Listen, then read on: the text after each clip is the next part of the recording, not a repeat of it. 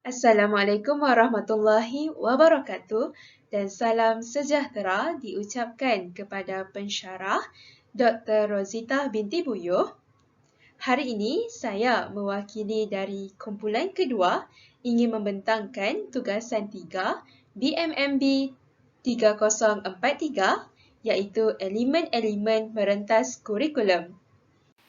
Sebelum kumpulan kami mengorak langkah lebih jauh lagi untuk membentangkan 7 elemen merentas kurikulum, saya akan memperkenalkan ahli-ahli kumpulan kami. Kata orang, tak kenal maka tak cinta. Ahli kumpulan yang pertama, Anis Sarah Aisyah binti Muhammad Sufyan. Seterusnya, Nur Aisyah binti Latif. Dan saya sendiri, Muhammad Nur Asmakrof bin Muhammad alias, serta ahli kumpulan yang terakhir iaitu Muhammad Ikram bin Muhammad Fauzi. Ini merupakan isi kandung yang terdapat dalam pembentangan kami. Yang pertama sekali kita akan pergi kepada pengenalan. Dalam pengenalan ini terdapat elemen merentas kurikulum dalam kurikulum standard sekolah rendah, KSSR. Dalam KSSR, sebelum 2017, terdapat 6 elemen merentas kurikulum EMK sahaja iaitu yang pertama bahasa, selain itu sains dan teknologi, di samping itu teknologi maklumat dan komunikasi TMK. Seterusnya terdapat juga kelestarian alam sekitar. Selain itu, terdapat juga nilai murni dan akhir sekali adalah patriotism. Seterusnya, kita akan pergi pula kepada elemen merentas kurikulum dalam KSSR bagi semakan 2017. Terdapat perubahan bagi KSSR semakan 2017 ini berbanding KSSR yang dahulu iaitu sebelum 2017. Antaranya ialah dari aspek elemen merentas kurikulum atau EMK. Elemen merentas kurikulum EMK ialah unsur nilai tambah yang diterapkan dalam proses pengajaran dan pembelajaran PDP selain yang ditetapkan dalam standard kandungan. Elemen-elemen ini diterapkan bertujuan mengukuhkan kemahiran dan keterampilan modal insan yang dihasratkan serta dapat menangani cabaran semasa dan masa hadapan. Berikut merupakan elemen merentas kurikulum KSSR semakan 2017. Antaranya ialah bahasa, kelestarian alam sekitar, nilai murni, sains dan teknologi, patriotism, kreativiti dan inovasi, keusahawanan, TMK, kelestarian global dan akhir sekali adalah pendidikan kewangan. Baiklah, elemen pertama yang dibentangkan oleh saya iaitu elemen bahasa. Baik, elemen bahasa. Elemen bahasa melibatkan penggunaan bahasa pengantar yang betul perlu dititik beratkan dalam semua mata pelajaran. Justru itu, semasa proses pengajaran dan pembelajaran bagi setiap mata pelajaran, aspek sebut, struktur ayat, tata bahasa, istilah dan laras bahasa perlu diberi penekanan bagi membantu murid menyusun idea dan berkomunikasi antara satu sama lain secara berkesan. Sebagai contoh, perancangan aktiviti yang boleh dilaksanakan dalam bilik darjah ialah: pertama, aktiviti membaca. Kedua, penggunaan kad bergambar. Dan yang ketiga, latihan pengukuhan.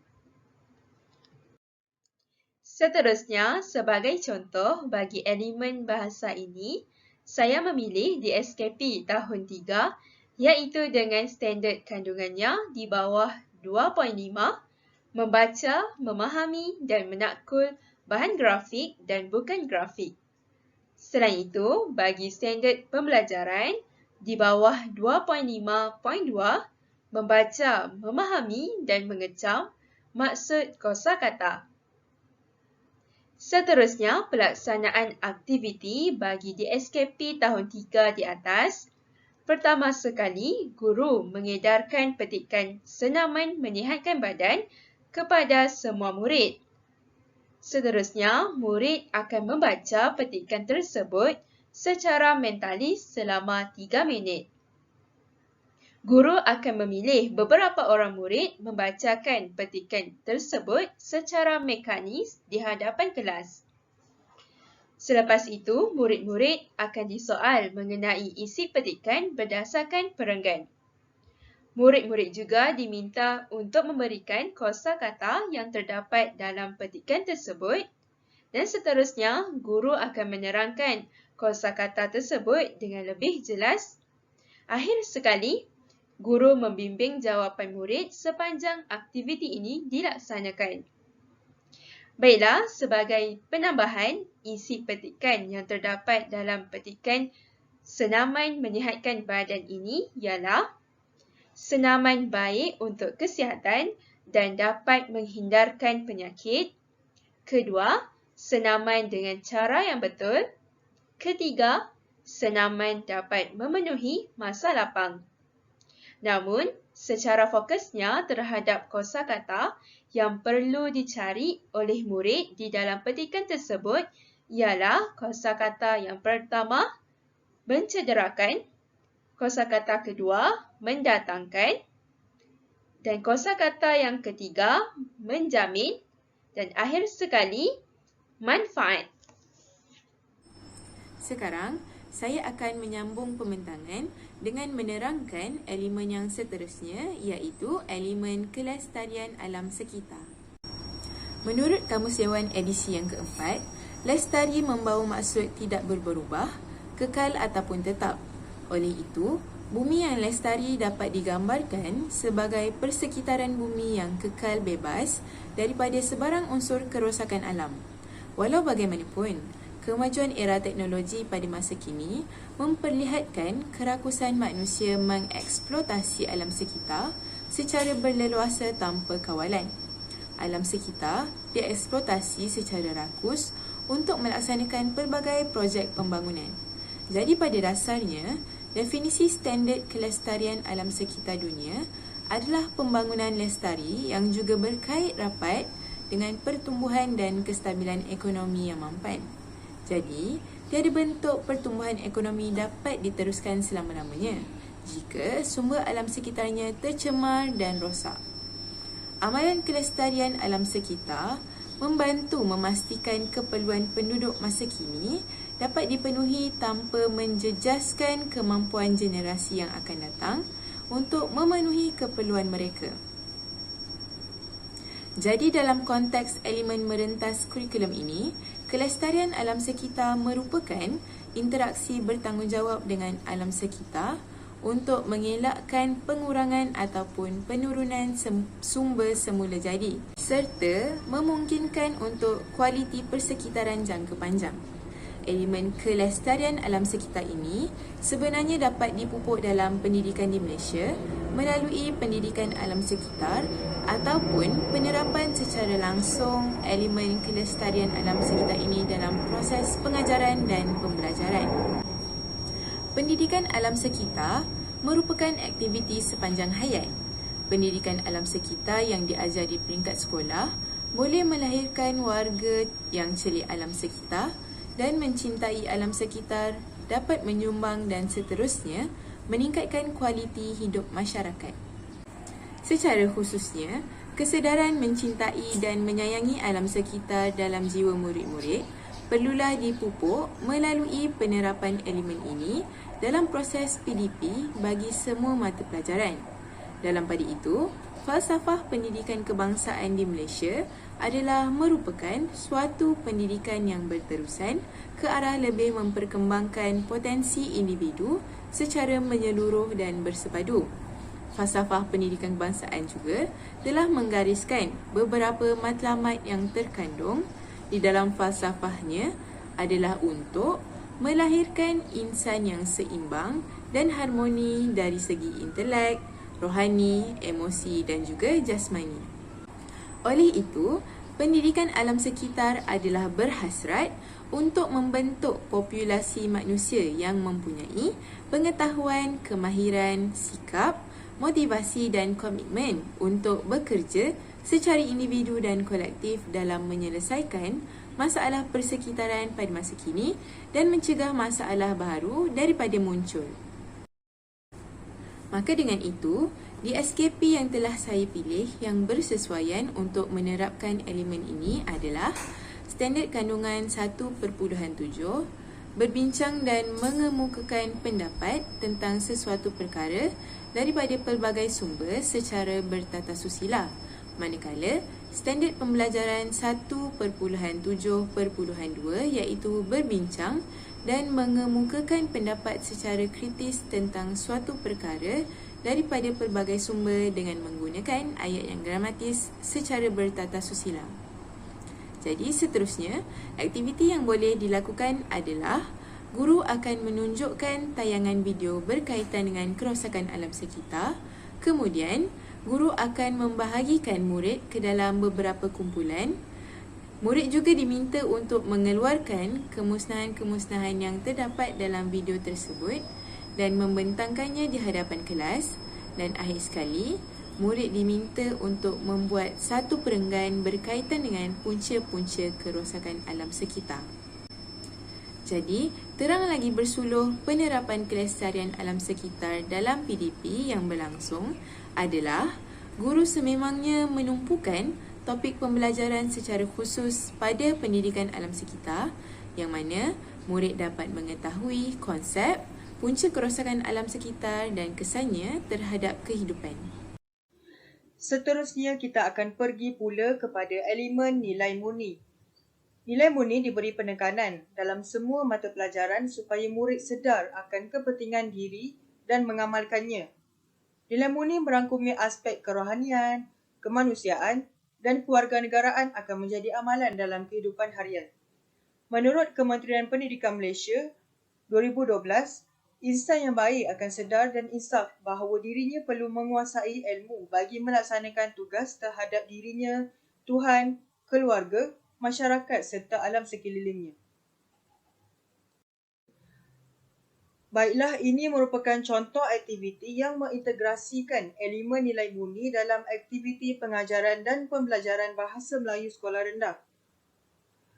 Berikut telah saya sertakan RPH berdasarkan DSKP tahap 2 tahun 5. Standard kurikulum yang terdapat dalam RPH ini adalah berdasarkan 5.3, memahami dan membina ayat mengikut konteks.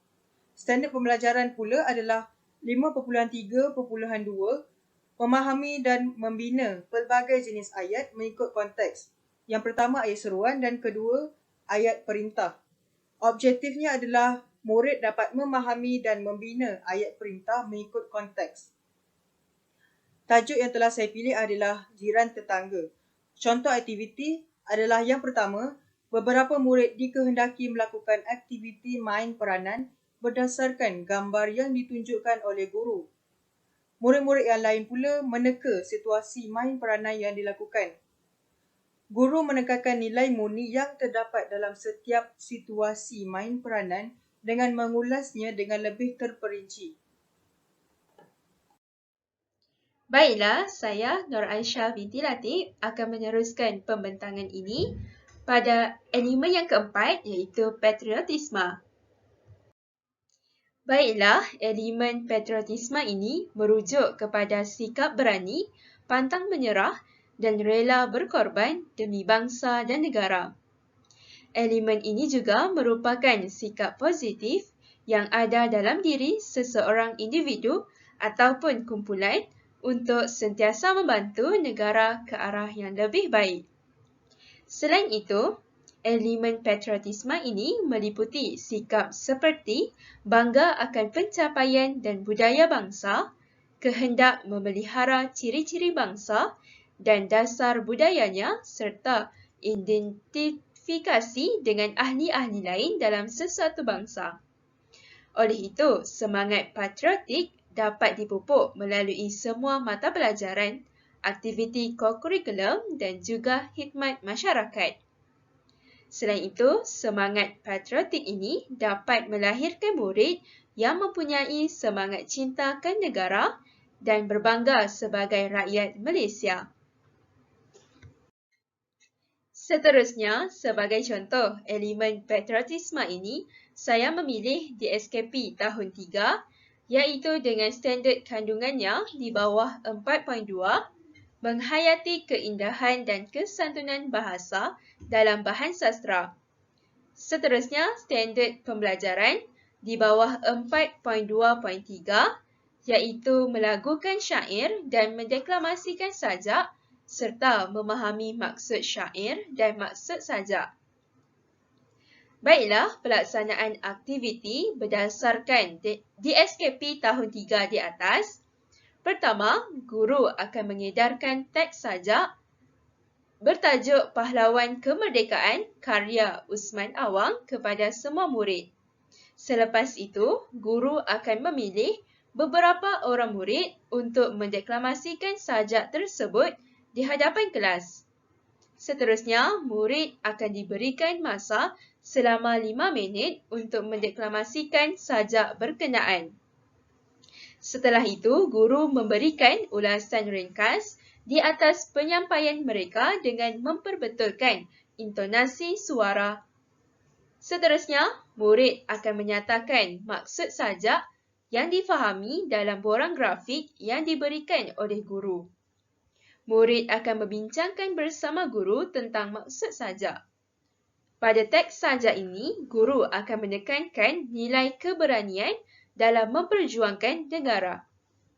Seterusnya, saya, Anis Sarah Aisyah binti Muhammad Sufian, akan menyambung pembentangan kita pada hari ini dengan membentangkan elemen merentas kurikulum yang kedua, iaitu elemen inovasi dan kreativiti.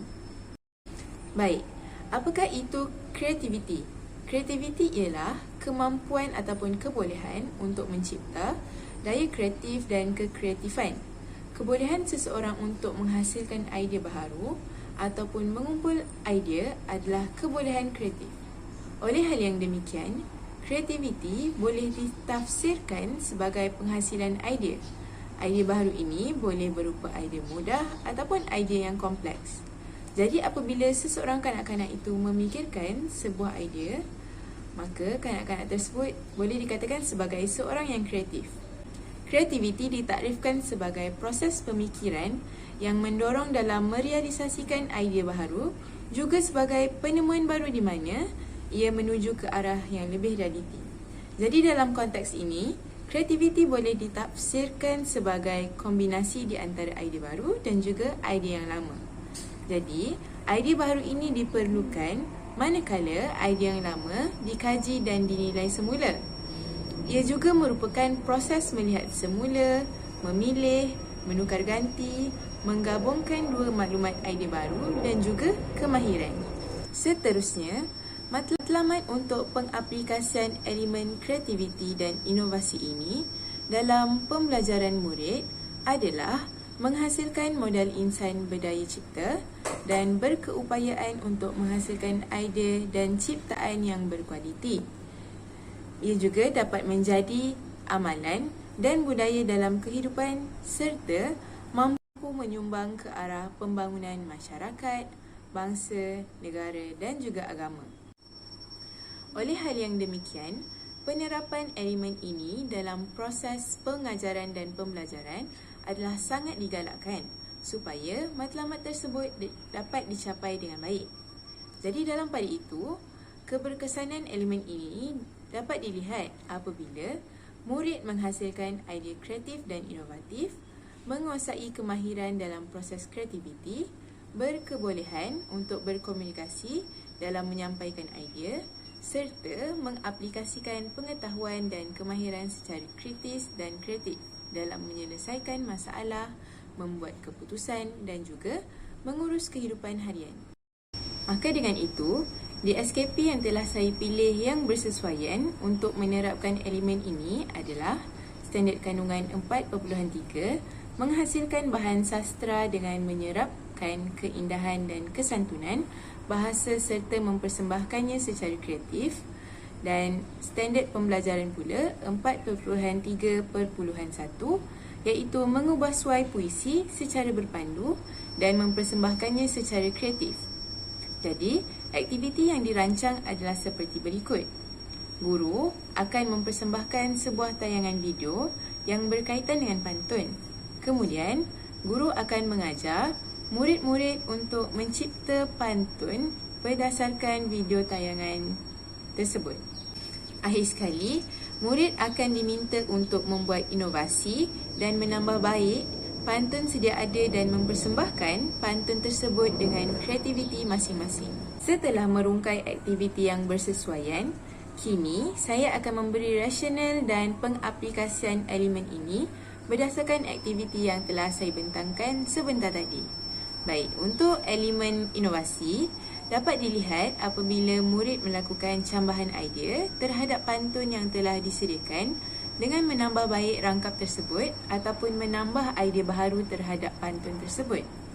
Selain itu, bagi elemen kreativiti pula dapat dilihat apabila murid akan mempersembahkan hasil usaha mereka di hadapan kelas mengikut kreativiti masing-masing seperti murid-murid melakukan perkara yang dinyatakan dalam pantun tersebut dan sebagainya. Seterusnya saya akan membentangkan tentang elemen keusahawanan. Penerapan elemen keusahawanan dalam KSSR bertujuan membentuk ciri-ciri dan amalan keusahawanan sehingga menjadi budaya dalam kalangan murid melalui aktiviti pengajaran dan pembelajaran. Penyerapan elemen ini bukan sahaja merupakan pendekatan membudayakan keusahawanan, malah melibatkan proses pembentukan sikap yang perlu dimiliki oleh usahawan seperti pemikiran keusahawanan, kemahiran pengurusan perniagaan, aplikasi vokasional dan teknologi serta amalan nilai moral dan etika keusahawanan. Matlamatnya adalah untuk membentuk ciri-ciri dan amalan keusahawanan sehingga menjadi satu budaya dalam kalangan murid. Ini adalah contoh aktiviti yang mengintegrasikan elemen keusahawanan dalam aktiviti pengajaran dan pembelajaran bahasa Melayu sekolah rendah. Berikut telah saya sertakan RPH berdasarkan DSKP tahap 1 tahun 3. Standard kurikulum 5.1 memahami fungsi dan menggunakan golongan kata mengikut konteks. Seterusnya standard pembelajaran pula 5.1.1 memahami dan menggunakan golongan kata nama mengikut konteks. Kata nama am, kata nama khas, kata ganti nama dan penjodoh bilangan. Objektifnya adalah murid dapat memahami dan menggunakan penjodoh bilangan bagi setiap jenis buah-buahan mengikut konteks. Berikut merupakan contoh aktivitinya. Tajuk adalah Mari Mengenal Buah-buahan. Contoh aktiviti, yang pertama guru membawa beberapa jenis buah-buahan di dalam bilik darjah. Seterusnya guru akan seolah-olah menjadi seorang penjual. Murid-murid pula akan dibahagikan kepada beberapa kumpulan dan setiap kumpulan akan menerima beberapa buah kad yang mempunyai kata penjodoh bilangan. Seterusnya, murid-murid akan membeli buah-buahan daripada guru dengan memberikan kad penjodoh bilangan yang betul untuk setiap buah-buahan yang berlainan jenis, iaitu kad penjodoh bilangan berfungsi sebagai duit yang digunakan dalam urusan jual beli. Misalnya, murid memberikan kad penjodoh bilangan biji untuk mendapatkan manggis, manakala kad penjodoh bilangan sikat untuk mendapatkan pisang. Seterusnya kita akan masuk kepada elemen kelestarian global. Apakah yang dimaksudkan dengan kelestarian global? Kelestarian global ini merangkumi 3 elemen iaitu penggunaan dan pengeluaran lestari, kewarganegaraan global dan perpaduan. Kelestarian global ini selalu dan sering diterapkan dalam PDP secara langsung dan juga secara sisipan. Hal ini bertujuan untuk mendedahkan murid kepada isu-isu semasa yang mencabar di peringkat tempatan, negara dan global. Kesedaran tentang perkembangan dunia yang berkaitan alam sekitar, ekonomi, keselamatan, perpaduan, kesihatan, penghayatan nilai seperti patriotic integrity, empati, bertanggungjawab dan menghormati hak orang lain perlu diterapkan dalam diri murid-murid sejak di bangku sekolah lagi. Hal ini bertujuan untuk memupuk semangat dan kesedaran tentang betapa pentingnya untuk kita menjaga alam sekitar yang dikurniakan oleh Tuhan. Standard kandungan dan standard pembelajaran yang telah saya pilih untuk membentangkan elemen kelestarian global ini ialah standar kandungan tahap 2 tahun 3. 1.1 mendengar dan memberikan respon. Manakala standar pembelajaran tahap 2 tahun 3 1.1.3 mendengar, mentafsir, dan memberikan respons terhadap soalan bertumpu.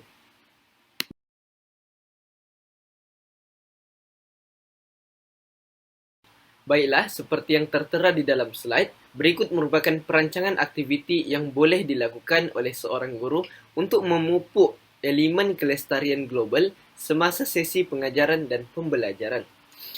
Berikut merupakan perancangan aktiviti yang telah saya bagikan kepada 3. Yang pertama iaitu sumbangsaran bersama murid. Kedua, sesi soal jawab antara guru dan murid. Dan yang ketiga, guru merumuskan pembelajaran pada hari ini.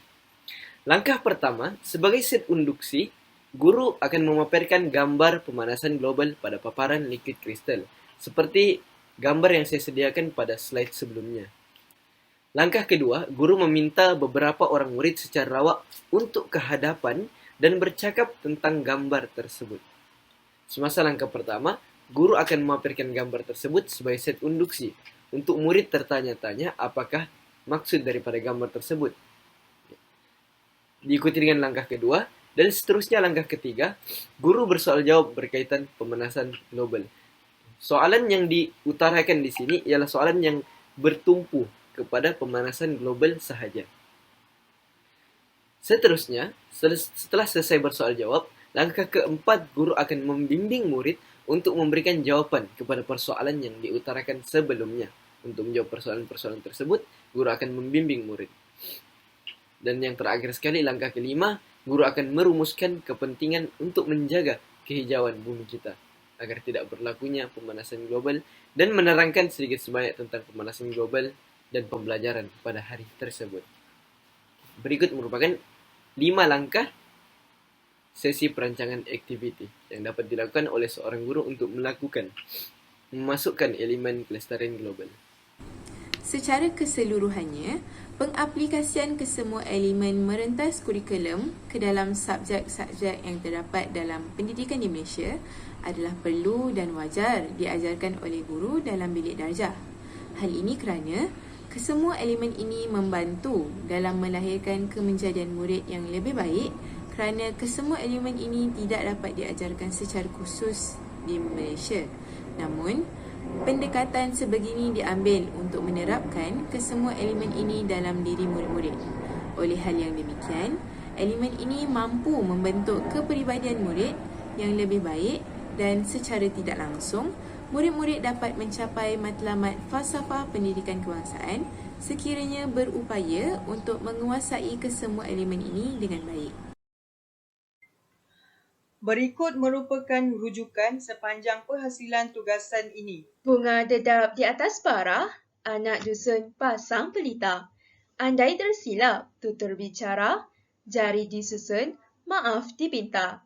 Sekian itu sahaja daripada kumpulan kami. Sekian, terima kasih.